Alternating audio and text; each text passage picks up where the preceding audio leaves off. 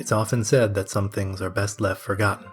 Experiences with no moral or lesson, pain and suffering without purpose. In the early days of League Zero, before most of the rules and regulations you now know, there were few protections against a team becoming rotten. Those left in the wake were forced to endure, with few outs besides just giving up. Many of you might know the end result of today's story, but few will have already known the finer details of what really happened. Fewer still were willing to talk to me when conducting interviews. Only one voice chat and 2 text chat interviews were given. Everyone else either didn't respond or outright declined, the reasons for which should become apparent as we go through the timeline and weave our way past the bias that comes with so few information sources. This is the story of one of the most infamous, most volatile, and least fortunate teams in League Zero's history, for Overwatch.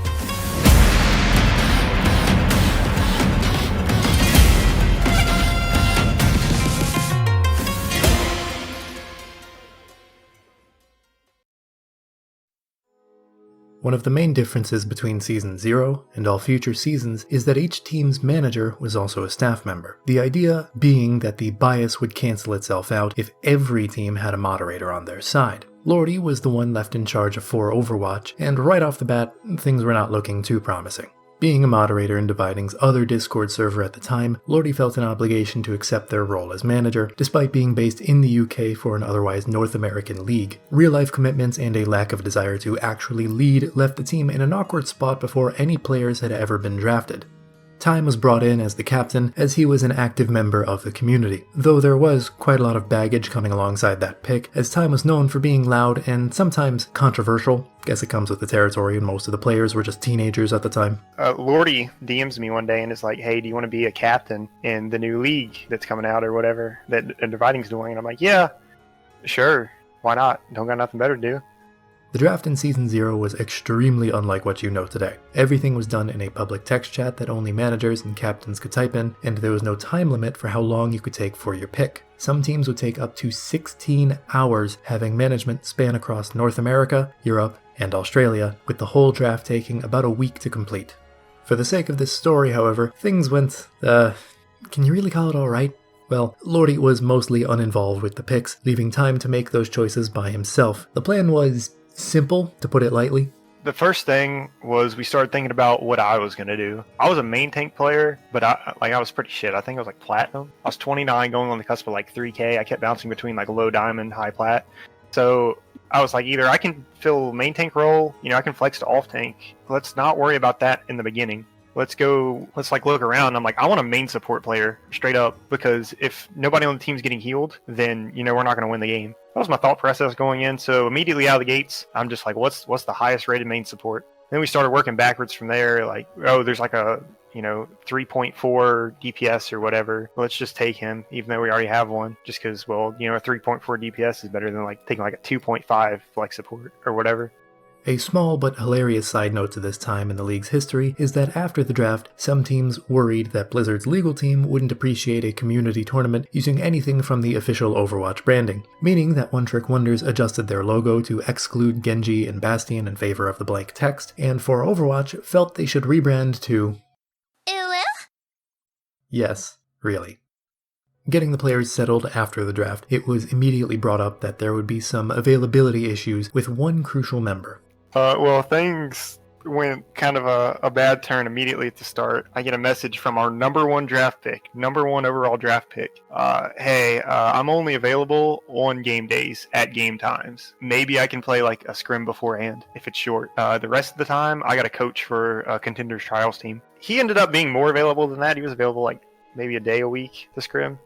Attendance aside, there was not much to speak of for those first few moments of the team's preseason. One player in particular, not verified, messaged Lordy rather early on in the hopes of taking on a player-coach role in the team. There are some conflicting reports depending on who I talked to about his effectiveness in this role, some saying he handled a lot of the logistics with scrims, while others say, no, he was a player who was like, team's kind of not doing so great in scrims and stuff. Well, he's like, I'm going to message Lordy and just see if I can't be like an assistant manager / coach sort of thing. In the early days, scrims were mostly uneventful, everyone feeling out the new environment and trying to build synergy before the first official match rolled around. Our first couple scrims, The first couple scrims on every single team ever, nobody's gelling well, nobody's like have any synergy with their roles, and everybody's pretty much playing comp for the first 2-3 scrims. That's what it was like. We kind of started getting a little bit more used to playing as a team, like as the game came up. Then we played the game, and well, let's just say Go Gain already had some synergy before they came in because they were a pre-made team, allegedly, not allegedly. That happened. Quick little correction there in the name of fairness. Go Again didn't bring in the quote-unquote pre-made team until week 2. Uwu just lost fair and square, and depending on who you ask, they're the only team to lose to Go Again that way. Anyways, as the players got to know each other better and roles within the team started to settle, one player in particular stood out in probably the worst way possible. If you've ever heard anything about this team's history, you should know where this is going. No, like the first scrim we played in, Indel was out there. He's a very big personality. As soon as he joins a voice channel, you immediately know he's there. He's gonna start saying what he thinks about what's happening. And he did. He thought he had a lot of ideas about the way the team should run, about this, about that, about, pocket me the whole game. So I think we had 2 scrims before the first game. He was loud, and I'm like, whatever. I wasn't really worried about it. Nobody else was toxic. That's a theme through the whole thing. Other than me, well. Oh yeah, I'm very loud as well. I think everyone in the league that was around the season 0 knows that. I'm loud, Indel's loud, and we screamed at each other a lot. That's pretty much how the team went. Lynch would tell Indel to be quiet. Zinpuku would often just tell Indel to shut the fuck up. There were comments made to Lordy that I needed to be quiet. Nobody ever said that because, obviously I'm the captain. I can just bench whoever the fuck I feel like. So they didn't make any comments to me. But yeah, people were very tired of it by the time the first game rolled around. Interestingly enough, during my research combing through the old VODs, I found that Tyke was also quite passive-aggressive whenever he did show up. It's definitely to a lesser extent than either Endel or Time, but I found it interesting that none of the people I talked to remembered him as being a part of the toxicity problem. I guess he just got drowned out in the heat of the moment. Regardless, the team mostly expected to lose against Go Again, and didn't take the first loss too hard. We just kept scrimming. Me and Indel kept screaming at each other and being toxic and stuff. But we were playing better as a team. And individually, even though it's, a mixed team of everyone from fucking silver. Actually, no, we had a bronze player. Everyone from bronze to grandmaster. I felt like there's a lot of individual skill on the team. And then we were really starting to gel. So I felt confident going into the second game. I thought we were probably the second or third best team in the league. Yeah, we were feeling good about it. Then we went in there and, we won 3-0. Part of that, there was an asterisk on that. I think Squidwater, their captain, rescheduled the game, and then half their players couldn't make it. Classic season 0 right there. The easy victory boosted team morale in just the right ways, and the stress from the first week eased a bit. Some among the team immediately wanted to write off the newfound success and shift the lineup to ensure things stayed stable for the long term. In a much more dramatic way than you might expect, at one point they actually considered benching Endel. I actually went back, and before I told you that, I read the log. I literally said, fuck it, Tyler's better anyway, which I wouldn't really say was true. He was maybe as good as Indel, but he definitely wasn't better than him. I'm like, we just need to bench Indel. Actually, I told Lordy we should drop him right there. I'm like, I'm fucking tired of this dude already. And then he's like, but he's a pretty good player if he goes to another team. And then I'm like, all right, let's bench him. And overall, the consensus was bench him. Or drop him, more so bench him, and just let Tyler play and see how that goes. I think we even played a scrim or 2 with Tyler instead of Indel. It kind of worked out. Indel did bring a lot of individual firepower, especially on Genji. When he was on Genji, it was he was dirty. We were in a tough spot there. It was do we bench Indel and gain more cohesiveness as a team? Because, we don't have to deal with him. Or do we leave Indel in and get more individual firepower, but then, the team's not working as well?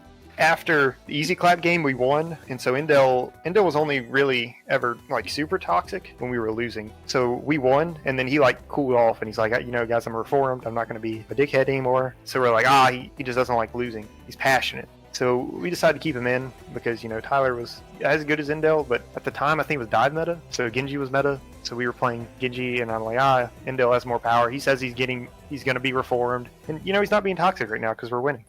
While winning games did lessen the severity of the drama within the team, it was still there. For some, this was far past what they were willing to tolerate, and Not Verified in particular decided to unceremoniously leave the team around this time. Again, depending on who I talked to, his impact on the team was either decent or nothing at all, and I'm sure the truth is somewhere in between. What I can say for certain is that he left the team without any leadership, aside from Time and a rather inactive Lordy. No, I handled scheduling all of the scrims except for maybe he might have scheduled. Yeah, I think he scheduled one because he knew a team that we could play. But then, like, I handled all the other scrims. He didn't do anything, honestly, other than play in the game. And then he would maybe every now and then, his version of coaching was more like, why are you in this position? Well, that's fucking stupid. Don't be there again. He wasn't a very constructive coach. He was more, he was kind of like a mini Endel when he was coaching. He was just like, that's fucking stupid. Don't go there again. Uwu would go on to win the next 2 games versus Rio Redemption and One Trick Wonders, leaving their season standings at a 3-1. Morale was good and the toxicity was kept to a reasonable low so long as they were winning. However, Tyke's absence for the majority of scrims and some games was starting to take its toll as other teams built coordination over the course of the season. Oh yeah, for sure. I mean, I don't know. I was main calling for all the scrims, and then Taish would come in, and obviously, well, he's a contender trials coach. He knows way more about the fucking game than me. So I just let him fucking main call during the games or off call or whatever happened. Not having him in the games, it more so fucked up. Not even comms. Comms were fine. They were clean during games, other than screaming matches. It was more so the cohesiveness. Like I think it was Lynch was playing main support scrims. Or Zenpuku was. We had one of them playing main support, and it fucking, like, they would play differently than Taish. Taish would play more conservative, whereas they would play more aggressive. So I've been playing with this, one main support all week during scrims, and they're an aggressive Ana. They like to go in, take these aggressive nades and stuff. And so we get in the game, and I start playing like I have an aggressive Ana, and all of a sudden I hear Taish, you're out of LOS, you're out of LOS. And I'm like, fuck, and I gotta start backing up, and I'd end up dying or something like that. I'd be like, fuck, man, dude, if this was the one we had on the bench, I would have been good. But then Taish, once again, it's team cohesiveness versus individual skill power. And we went with individual skill power again. Taish was obviously probably the best player on the team. Not even probably, he was the best player on the team. And to bench him just because he's not there for scrims, it felt kind of stupid, even though, yeah, cohesiveness was fucked up. Now, interestingly, during the mid-season signing window, Time didn't feel any pressure to pick up any improvements for the roster. Having only lost 1 game by the halfway mark in the season, the mentality was something along the lines of, if it ain't broke, don't fix it. However, there was one glaring problem that needed addressing: Tyke's unavailability for scrims. Who they ended up with was unorthodox, to say the least.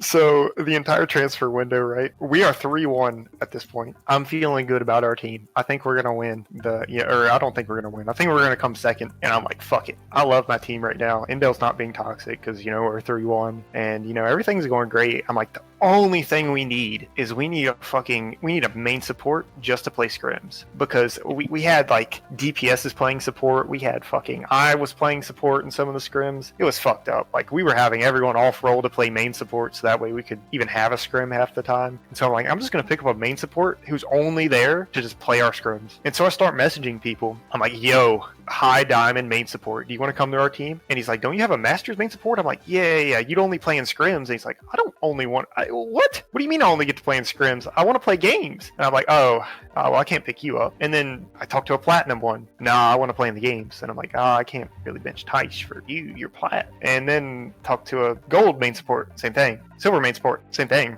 Got this message in general chat. I'm like, is there a main support who just needs a team? And I got a reply from the Jag 07. He was bronze. He was, I think, 800 or 500 rated.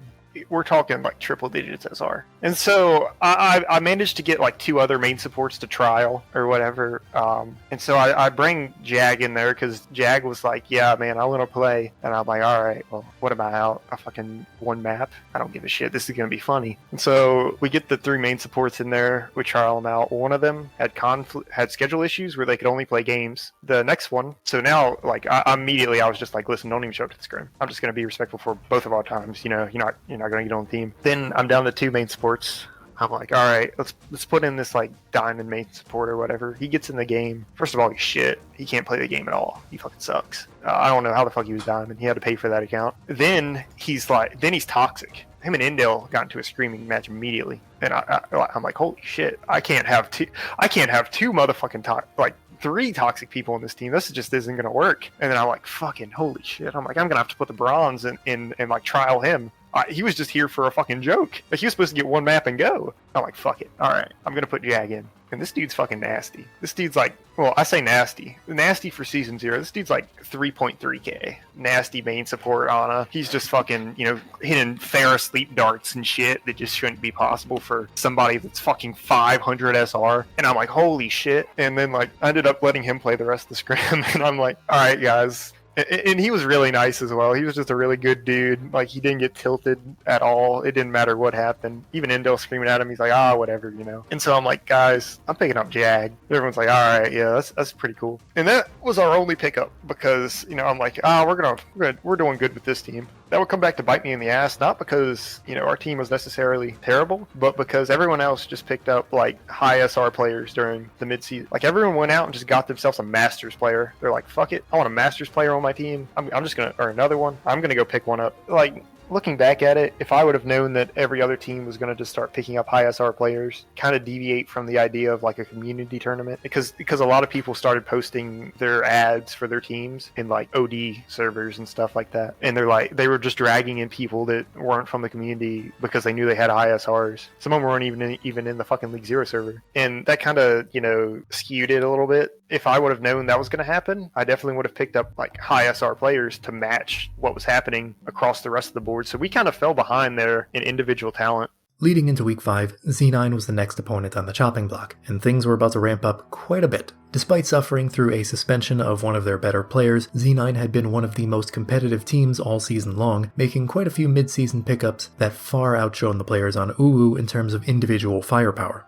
What's worse was that neither Endel nor Tyke could show up for this match, giving quite the nasty handicap. If Uwu was going to continue their win streak, it would be the uphill battle of a lifetime. We went to the game against Z9. I knew they were a little bit stronger than what we've gone up against other than Go Game. But I'm like, we're off a 3-0. Everyone's feeling good about themselves. And we fell into the classic problem of you go complacent in scrims. You start, not paying attention as much to your positioning, that kinds of stuff. We kind of got an ego about ourselves that, we're 3-1. We only lost to the best team. We're going up against fucking, Z9. Fuck these dudes. We're going to fuck them. Let's just roll them and get on to next week. Let's get ready for grand finals. Then we show up, we get 0-3'd. Yeah, that's rough. And you get 0-3'd on Saturday, by a team that we thought we were going to beat. I think you can imagine what happens when you show up to scrim on Monday with Endel. The loss fully halted momentum and immediately reverted any progress they made avoiding toxicity up until this point. What occurred has been lovingly referred to as the scrim from hell, and unfortunately, or perhaps fortunately for those who were involved, there is no archive of it. Lichness archived just about every scrim and game Uwu had, with this being the one exception. I'll just let time tell the story from here.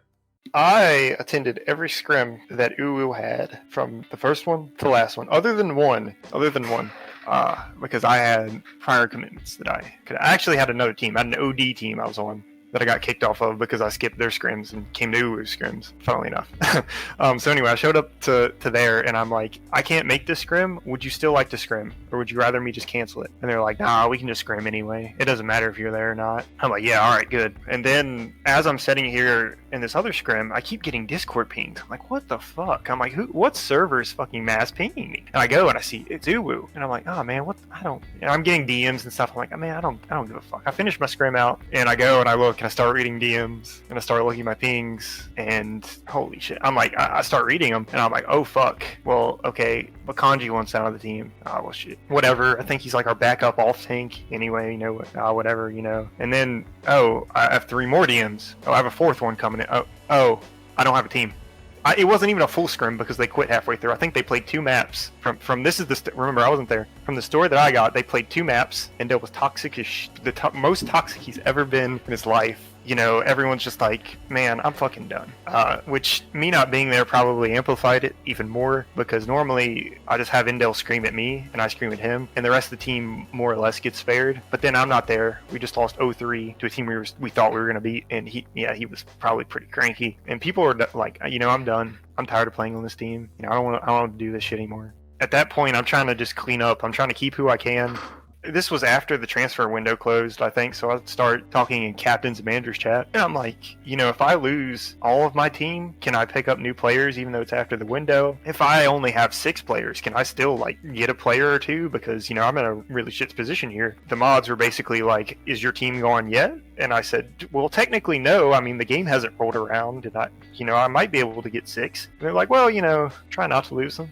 So I start messaging everybody, trying to see, who I can keep, who will stay, what conditions, I'm going to have to meet for that. A lot of people just told me to drop Indel, and I'm like, this was after the transfer period as well. I do remember that critical fact, and I'm like, listen, we kind of need Indel at this point. Like, he's probably second, third best player on the team. We need him in the game. If we want to win the rest of the season, we need him. And even if we do drop him, with the way our schedules work out, I didn't even think we could scrim. I think by the time everything's all said and done, we might have lost Bakanji. He might have quit that week. It might have been a later week. But yeah, I think we lost him. And then everyone else, I managed to get to stay. A lot of people were like, listen, I will stay on the team because I agreed that, I'd play the whole season out. But, I don't want to scrim with Indel anymore. And I'm like, all right, well, Taish isn't here. We just lost a player. Now, no Indel for scrims. And I looked, and we were going to have like 2 of our starting players in with the way our schedules worked out and everything. I'm like, all right, if I just cancel all our scrims and we just play the games, can you, sit through 3 maps with Indel? And people were like, yeah, like I'll put up with it just because, I don't want to have bad reputation in the community. I'm like, all right, cool. Well then scrims are, as you want. If you want to show up to them, show up. If you don't. And I don't know what happened in that scrim from hell. Lynch, I do believe that he did record it, but that he didn't. I think he deleted the recording. If that tells you anything, like immediately afterwards, if that tells you anything about what happened. While I've had to make some corrections to Time's testimonies throughout this video, and we'll have a few more later on, I'm inclined to believe this story about the scrim from hell. Lichness in particular recalls something similar to what was described happening, and similarly, I can confirm that there are no more scrim VODs in the playlist after the Z9 game. Everything just kinda lines up. Interestingly enough, this was probably the largest silent catastrophe in the whole of Season 0. Everyone's heard the stories about Easy Clap from back then, but not even the staff of Season 0 I interviewed had ever heard of this. Was staff ever aware that anything was going wrong in Uwu? Nope. At least I wasn't. I mean, my memory is vague, but I think part of the problem is almost every team was accounted for with a manager or a player being a staff member, and I think that may not have been the case for Uwu. I had no clue that this was even a thing. I was aware that there were some players on Uwu that were very like, I don't know if toxic is the right word, but definitely like made the team environment. Okay, yeah, we'll say toxic. There were definitely some toxic players on Uwu that made the team environment not great, and I knew that. I had no idea that there was a scrim where half the team left all at once and had to be convinced to stay. And the word of that never got to me. Leading into the Platchat game, it was very apparent just from looking at their perspective that they lacked coordination scrimming might bring. At this point, they were just playing comp for the remainder of the season. Oh my god. Fucking during the game. I don't remember I think it was like King's Row or something. I remember this so vividly. He like bladed into the back line to solo kill Diana because he's fucking silver and he got slept. And you just hear fucking, fuck, I'm fucking sleeping. And fucking, I just go AFK for 10 seconds because I'm crying, fucking laughing. That, Indel of all people just got slept by this silver Ana that he's talking shit on the entire game. He's just like, fucking, dude, he's fucking silver, dude. He's fucking silver. We're not losing to a silver fucking player. And I'm like, dude, we got silver players on our team. He's like, yeah, but like, we're not losing to a silver player. That foreshadowing, they call it. He was like so like honed in. I think he thought there was only like one player on the other team, and it was that silver fucking Ana that he was going to beat. He was going to beat, like, it was a 1v1 him against him, and he was going to win it. And more often than not, he just fed into the back line. And Tank talked to me about this before the game and after the game. He's like, listen, our entire strategy right now is we're just going to wait for Indel to do something like ego. He's just going to make an ego play. We're going to kill him, and then we're just going to teabag him, and then the game's going to be over. And I'm like, well, please don't teabag him. Like, I have to be in voice chat with him. He's like, I'm definitely teabagging him. And then in the game, whenever Endel died, the whole team, I would watch all 6 Plat Chat members walk over to his body and just start teabagging him. And to anybody else in the world, this means nothing. But to Endel, this means that he needs to scream for the next 10 minutes. And then Taish probably just said something like, "You're out of position," and that would just send him to the fucking moon.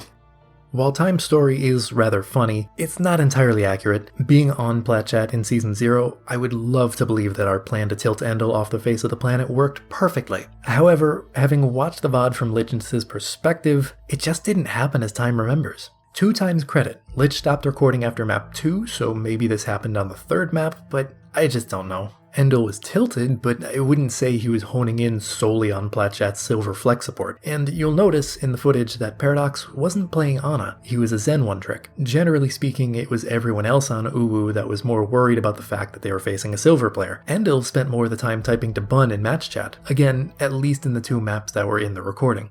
Revisionist history aside, team morale sunk even further as the losing streak hit 2. Lordy by this point was fully focusing on school and other IRL issues, so they were of no use to the team. A point they've expressed regret over in the years since, but at the same time, they were just a kid living halfway across the planet from the roster they were voluntold to manage, so I get it. Either way, some on the team were a bit annoyed with the lack of scrims, and Lichness in particular decided to take charge. He started taking on a leadership role in the team's comms by this point in the season, and even went as far as to message Lordy to ask for the manager role. Lordy took the opportunity to provide the team with a more active team leader, though Time in particular had some reservations given the circumstances. After Plat Chat game, I get a message from once again, we didn't scrim at all leading up to Newt. Nobody even said anything in the server, I don't think. I think there's one thing one scrim, and I was like, we don't have one this week. And then I get a message from Lordy, sometime during the week, and he's like, hey, is it true that you're not scheduling scrims and you're just ghosting the team? I'm like, yeah, because the team's dead. It's over. We're just playing out the rest of the games, so that way we can hopefully get a team next season. Nobody cares anymore. And he's like, well, that's not. I don't know. I don't think he really gave a shit either. He's just like, okay, well, Lynchness was. He's like, Lynchness wants to be manager. I'm gonna make him manager because you're not active. And I'm like, yeah, okay. I don't. No.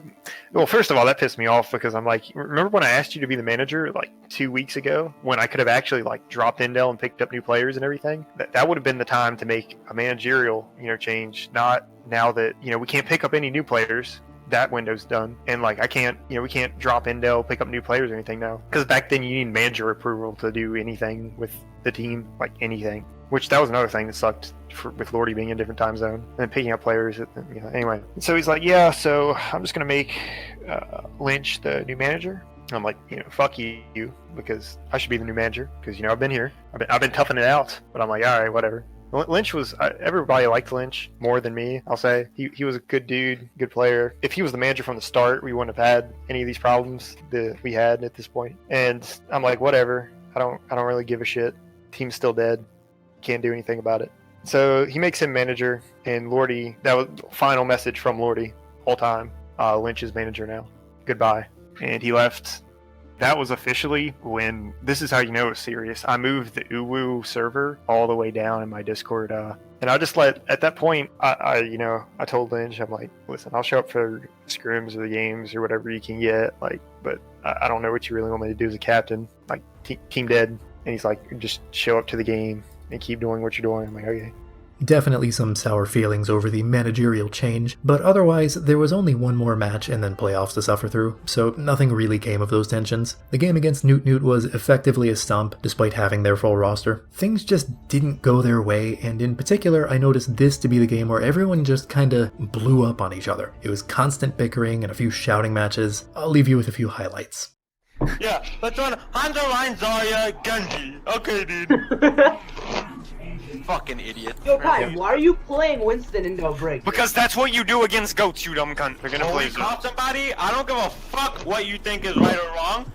Everybody focus that one bitch. I don't give a shit if you're if you think Brig is a better target. Whoever the fuck calls whoever, you go for them, okay? No, Jesus. No, this is the worst map for goats. Are you retarded? Dive! You wanna dive here? Yeah, well, hello, dude? What the fuck? Stay top right. Don't jump. Wait for them to push. We whole fucking team. Yeah, no, it's okay. It's not like we never ever need to focus one target down. Yeah, let's get a fucking junk Why rock. would you do that if you can just kill the Why would you try to deal damage to the whole fucking team? What the You fuck? can get your ult instantly and kill our healers. Yeah, Big Lucio. So it's important to note that even until the wildcard game, we played dive. We did not play goats. This was not some decision that, I had made because I thought I was smarter than Al pros and everyone else in the world. And I would decide that I was the one dude in the world that knew that, goats isn't going to be meta, dives meta. No, Endo literally refused to play the game if he did not get to play Genji. And he begged on 2 fucking hands and knees. He begged that we keep playing fucking dive because he wanted to play Genji and he didn't want to play goats. And I'm like, dude, we gotta play goats. It's the meta now. Meta's changed. Dive's not meta anymore. Goats is. We gotta play goats. And he's just like, I'm not playing fucking Zarya or whatever. And he's like, fucking this shit's fucking stupid or whatever.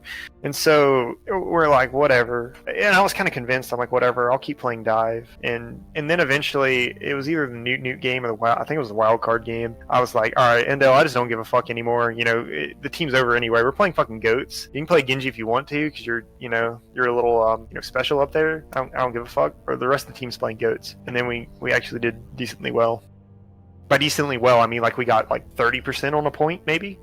Another quick correction to time here. The team did occasionally play goats throughout the season, usually with Endo playing the diva, though yes, they did usually opt to play either dive or Rein Zarya if Endo had anything to say about it. Furthermore, they did take more than just 30% of 1 point against Easy Clap. In fact, they got close to winning one round, but ultimately they still lacked any form of coordination due to lack of scrims. This is how the wildcard game went. Me and Lynch, I think, tried to figure out if we were going to have 6 players. Confirmed. We have 6 players. Okay, I think, let me see. I'm going to be there. Lynch is going to be there, obviously. Let's see. Endo's going to be there. Taishi's going to be there. I think, we got Tyler's going to be there because he's playing hit scan at this point. And whoever the main tank was, Hero, maybe. Yeah, he's going to be there. Cool. We have 6? Yeah, we got 6. Nobody messaged after that. Then the game comes. Everyone gets in voice chat. All right, who's inviting people to the server? Yeah, I got it. All right, you're in? All right, cool, let's play the game. Yeah, we're playing goats, Endo. I don't give a fuck. Play Genji. I don't see if I give a shit. I think he did play Genji too, all game, and we just played goats. So we didn't have a Diva or a Zarya, and we just played with a Genji. I think I was shot calling ults. Lynch would be like, I'm low. We gotta back up. And then when the game was over, 3-0 immediately. I've never heard more people leave a Discord call in my life. There were maybe 6 people in this Discord call because we had our subs in there too. And everyone, I remember this very distinctly. Somebody was like, so is the season over? Yeah. And then I heard 4 people leave. I think it was either me and Lynch or me and Endo. And then I'm like, well, yeah, that pretty much sums it up. And then I left. And that was the last time anyone from Uwu talked to each other until probably years later. Again, time isn't fully remembering what happened, but this take is a lot closer than you might think. The first round, they attempted to play Orisa Roadhog and then switched to Goats for the last round. Otherwise, he is completely correct. Unfortunately, the recording doesn't last long enough to show people leaving the Discord call, but the atmosphere was very quiet and rather awkward once their season had officially ended. What is it? I'd be very surprised if you do. I got fucking boobs. We need to actually use ults instead of holding them all. Alright boys, that was it. GG. Are you serious? Yeah, that's it. It was a nice season, guys. GG's. That's unfortunate, man.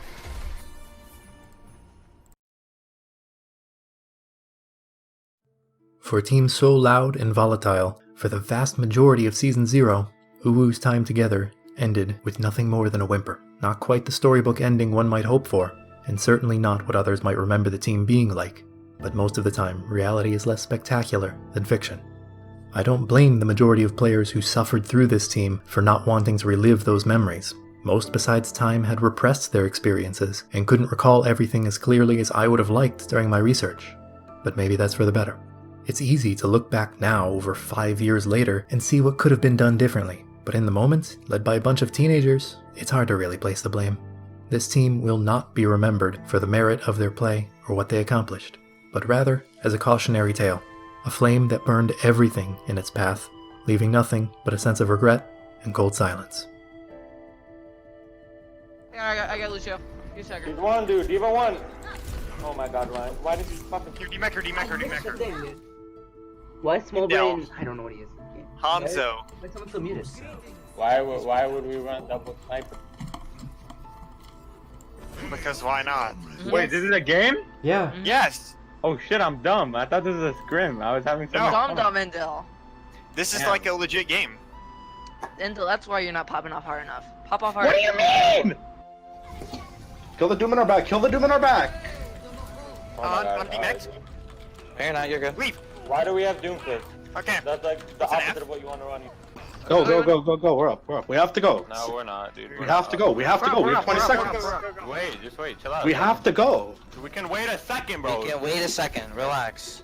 Can't end it. Yeah. 1v5. Find out next time on Dragon Ball Z! It didn't work, it didn't work, it didn't work. Oh wait, we're actually gonna lose if we don't trust our friends. Are we gonna get a Uwu Rewind 2018?